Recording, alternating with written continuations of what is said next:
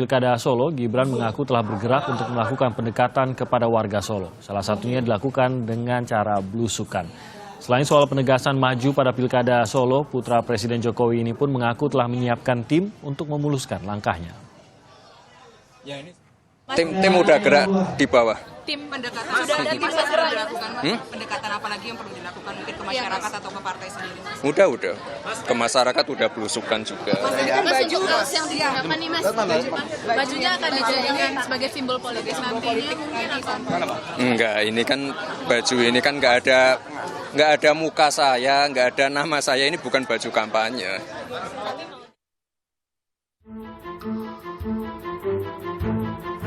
Makin yakin, langkah putra sulung Presiden Joko Widodo Gibran Rakabuming Raka semakin mantap melenggang ke bursa calon wali kota Solo.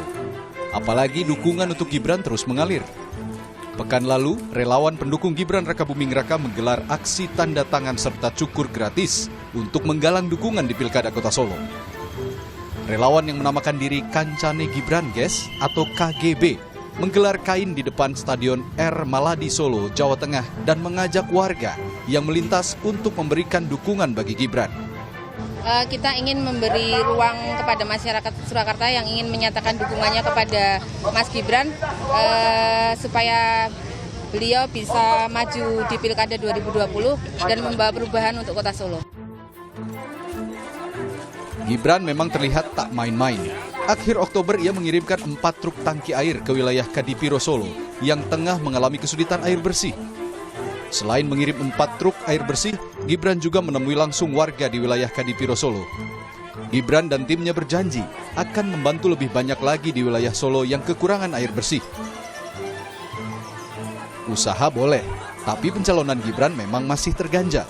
DPC PDIP Solo keburu mengusung pasangan Ahmad Purnomo dan Teguh Prakosa di Pilkada 2020. Pintu terakhir Gibran untuk merangsek maju di Pilwalkot Solo adalah lewat jalur DPD atau DPP PDIP alias PDIP Pusat yang akan membuka pendaftaran calon kepala daerah awal bulan ini. Tak buang waktu, safari politik ia lakukan. Gibran mulai sowan kepada Ketua Umum PDIP Megawati Soekarno Putri hingga Ketua DPP PDI Perjuangan Puan Maharani. Banyak hal ya. Saya sampaikan keadaan di Solo seperti apa, saya sampaikan keseriusan saya untuk maju, saya sampaikan juga bahwa karena saya sudah punya KTA PDIP, saya sampaikan ke Bu Mega bahwa saya tidak akan maju lewat independen seperti yang dikatakan di Solo kemarin. Itu tidak benar. Jadi saya tidak pernah berkata pada siapapun dimanapun kalau saya akan maju lewat independen. Saya sudah punya KTA PDIP, saya akan berjuang melalui PDIP juga.